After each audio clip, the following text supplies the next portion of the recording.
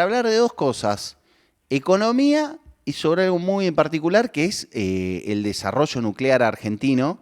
¿Cómo estás, Jerónimo? Buen día. Hola, muy buenos días. Bueno, muchísimas gracias por la invitación. No, al contrario, a vos por acompañarnos en esta mañana de Punto Uno Stream. Quería hablar de dos documentos en principio. Uno que es el monitor, el que decimos sobre economía, que el Instituto Argentina Grande releva semanalmente, viendo qué va pasando en la economía. Lo primero que noté y que me pareció muy interesante alrededor del tema de los, porque siempre estamos hablando de el aumento de los servicios y de los costos de las zonas frías, por Sí. ejemplo, con el tema de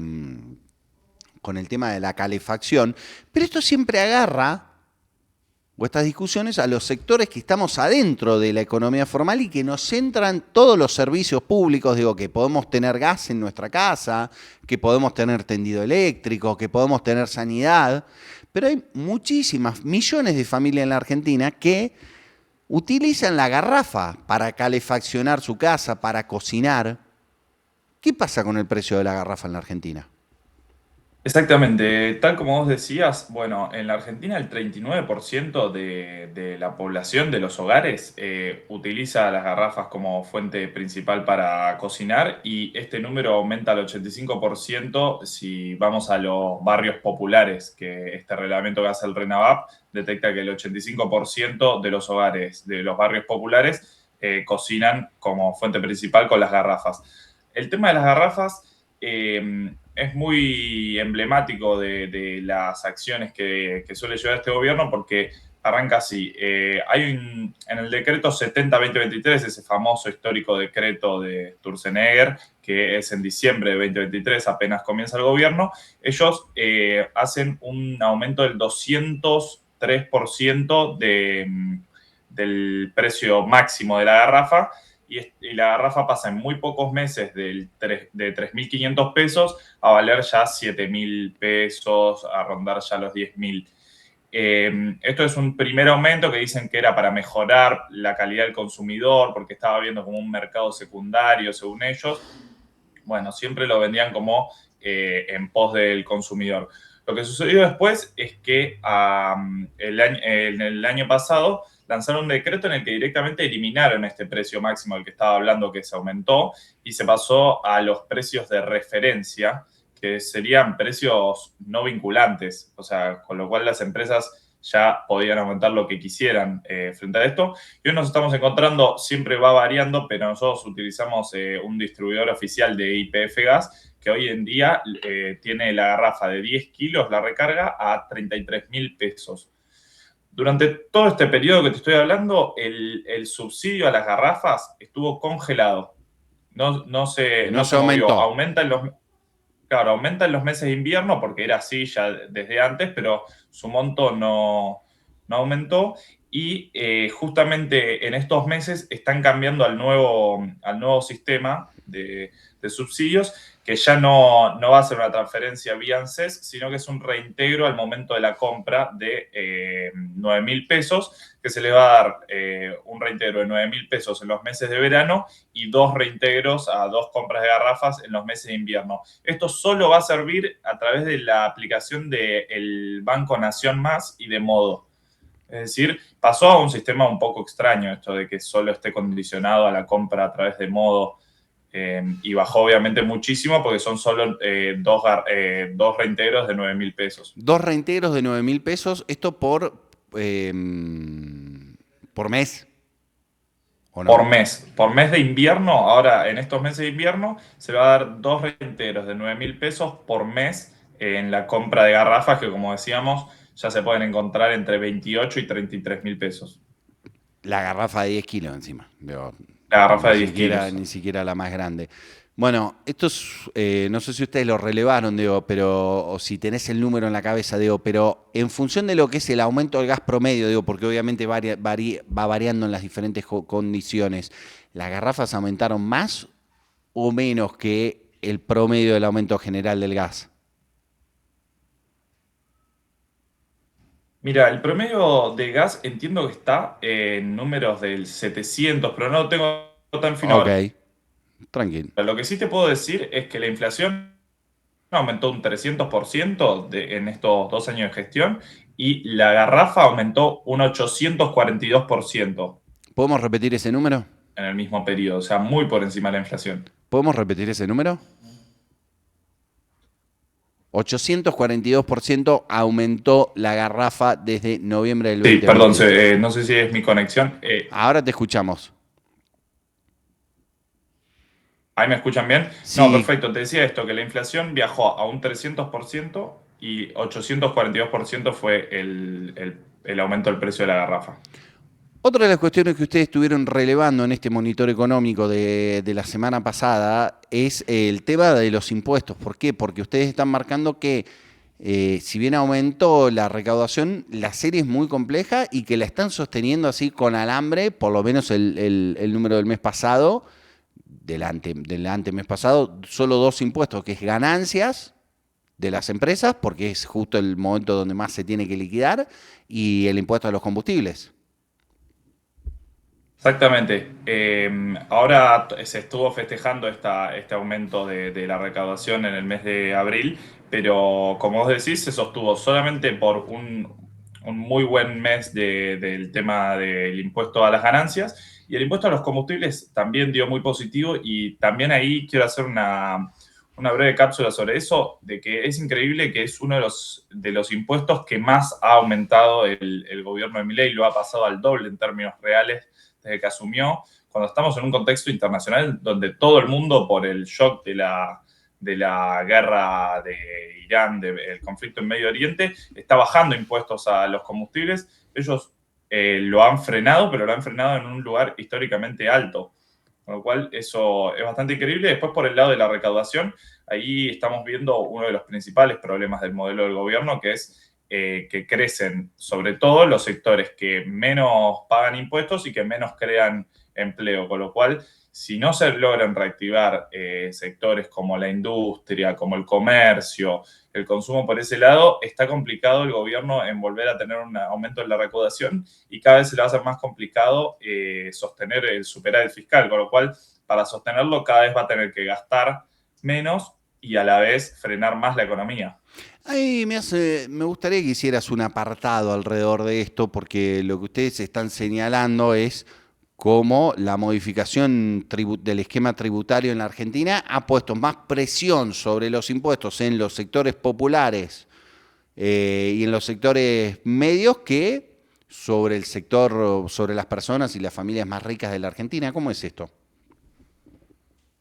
Y exactamente, el principal tributo hoy en día sigue siendo el impuesto al valor agregado, el IVA, que es el que pagamos todos cuando vamos a consumir cualquier cosa en un supermercado, que obviamente este impuesto es mucho mayor en proporción para las clases más populares, que casi todo el gasto que tienen en su gasto mensual tiene que ver con el consumo de productos, digamos, en los comercios. Entonces, ahí ellos son sobre todo lo que más tributan es IVA. Y cuando hablamos de los impuestos que pagan las clases más acomodadas, estamos hablando de impuestos como bienes personales que achicaron su proporción durante estos 2 años de gobierno de Milei. Fue noticia en su momento que Milei bajaba el impuesto a los bienes personales. Entonces es un poco paradójico esto de no hay plata para quizás aumentarle a los jubilados, pero sí hay plata para que paguen un poco menos de impuestos las personas que pagan bienes personales. Estamos conversando con Jerónimo Rueda del Instituto Argentina Grande. Me gustaría hablar de otro de los informes que presentaron, no tanto vinculado, sí vinculado a la coyuntura, pero con un desarrollo más largo que tiene que ver con el desarrollo nuclear. ¿Qué está pasando con las capacidades? ¿Qué está pasando con la capacidad de producir que tiene el sistema argentino, de desarrollarse más el sistema nuclear? Y esta promesa o esta idea del mileísmo, que después fue bajada en la ley Bases, de privatizar Nuclearéctrica Argentina, Sociedad Anónima. ¿Qué están viendo ustedes alrededor del sector nuclear en la Argentina? Bueno, el sector nuclear está sufriendo algo muy parecido a casi todos los sectores del Estado, que es, por un lado, desfinanciamiento, por el otro lado, paralización de obras y una baja salarial que está haciendo una expulsión de talento fenomenal.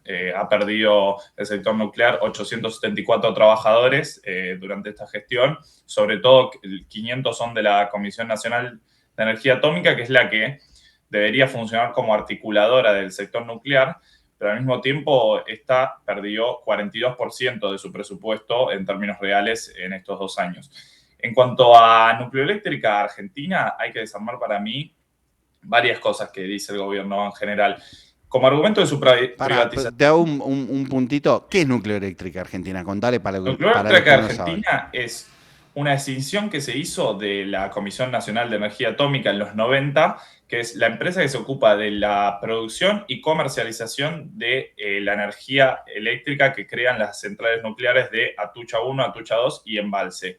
Lo que hacen es vender literalmente la energía eléctrica que crean estas centrales nucleares, que hoy en día producen el 8%, entre el 7 y el 8% de la energía eléctrica que consumimos a nivel nacional en Argentina.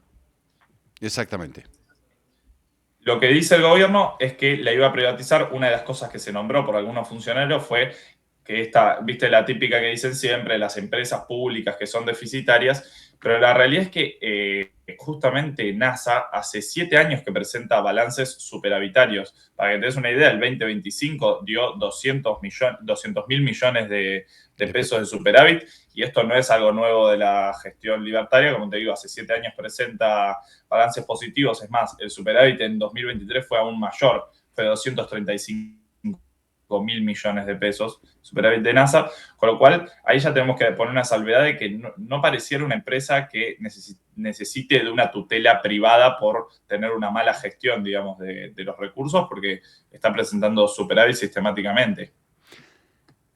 Este es uno de los primeros datos, digo, Nucleoeléctrica Argentina, que es quien controla las 2 Atuchas y Embalse, digo, son empresas que vienen de años de ser superavitarias en la Argentina.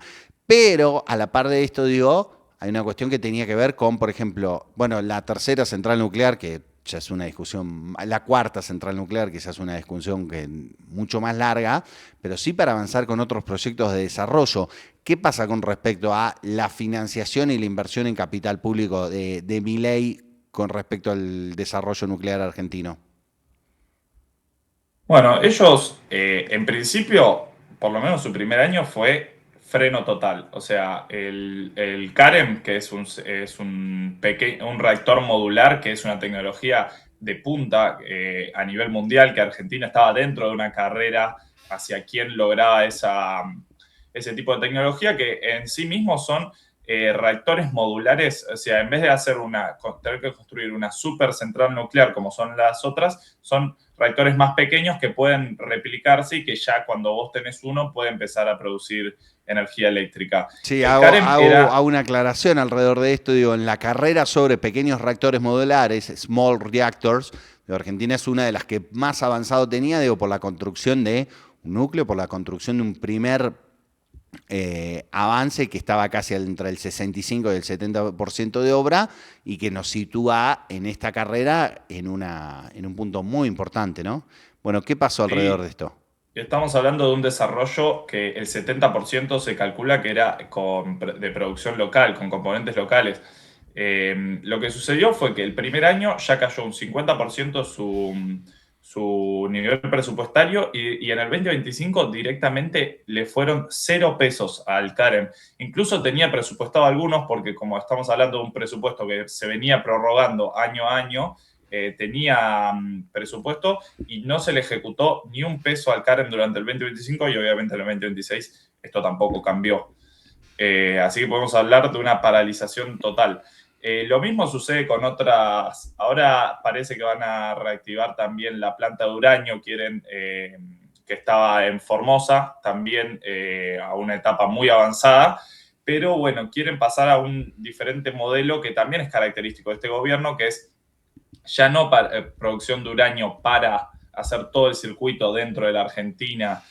Argentina, estamos hablando de que es uno de los pocos países que tiene desde extracción de uranio hasta poder producir combustible nuclear. Lo que ellos quieren pasar es transformar esa planta que se estaba produciendo en Formosa para una producción de un tipo de polvo de uranio para directamente la exportación y que lo usen centrales nucleares de otros países, no para el consumo interno de creación de combustible en Argentina, y que si se quiere para darle un valor agregado. Claro. ¿Estás ahí, Jerónimo? ¿Me escuchás? Estamos conversando con Sí. Jerónimo Rueda del ¿Ustedes me Instituto escuchan? Argentina Grande. Y otra de las cuestiones que ustedes trabajaban alrededor de este informe sobre el desarrollo nuclear es lo que tiene que ver con el RA10, el reactor multipropósito que se está Exacto. desarrollando en la Argentina que también tiene un porcentaje importante de avance, casi del 80%, de hecho es el que más avanzado estaba, y que sería importante para la producción de radioisótopos, que es fundamental en el avance de la ciencia y en la ciencia médica, y que está hoy frenado también, ¿no? Exactamente. Oye, ese reactor multipropósito es muy interesante porque no solo puede generar energía nuclear, sino que, como vos decías, los radioisótopos pueden servir tanto para lo industrial como para el tema de la medicina nuclear. Y en este caso, el reactor que se estaba creando, que ahora está virtualmente paralizado, podía servir también para la exportación de radioisótopos. Tenía capacidad para abastecer más o menos a un 20% de la demanda mundial de radioisótopos si se llevara a su máxima capacidad. Exactamente. Bueno, ¿algo más alrededor de este informe que presentaron? No, eso. La realidad es que nosotros también queremos resaltar el hecho de que no es un capricho argentino o de un sector de la política argentina el hecho de que, de que este sector estratégico nuclear tenga que ser tutelado por el Estado, sino que es un modelo que se da así en todo el mundo. Por ponerte un ejemplo de Francia, que el 70% de su matriz energética son las centrales nucleares, tiene un sector tutelado por el Estado, y lo mismo sucede también en Corea del Sur o países como Canadá, que si tienen una coordinación más público-privada, siempre está coordinado de un solo eje, que en el caso de Argentina es la Comisión Nacional de Energía Atómica, que hoy en día se le quiere sacar de ese lugar de articulador y que cada parte de este sector nuclear vaya un poco por su lado. Me gustaría quedarme con una cuestión que dijiste al principio del informe. ¿Cuántos trabajadores, cuántos profesionales se fueron del sistema nuclear argentino en los últimos 2 años? Mira, tenés que del sector nuclear, entre retiros, despidos, renuncias, perdió 874 trabajadores. 506 eran de la Comisión Nacional de Energía Atómica. Nucleoeléctrica, NASA, que tanto nombramos, perdió 295 trabajadores. Dioxitec perdió 40, y la Autoridad Regulatoria Nuclear, la ARN, perdón, no sé si dije bien las siglas, perdió 33. 800, más de 800 profesionales, digo que no estamos hablando de que son fáciles de formar, que seguramente los que se retiraron se habrán ido a su casa y otros se fueron a trabajar o a alguna empresa del mundo o otra, difícil recuperar estas capacidades. Jerónimo Rueda, del Instituto Argentino Grande, monitor económico y desarrollo nuclear en la Argentina, muchísimas gracias. No, muchísimas gracias a ustedes. Nosotros seguimos en la mañana de Punto.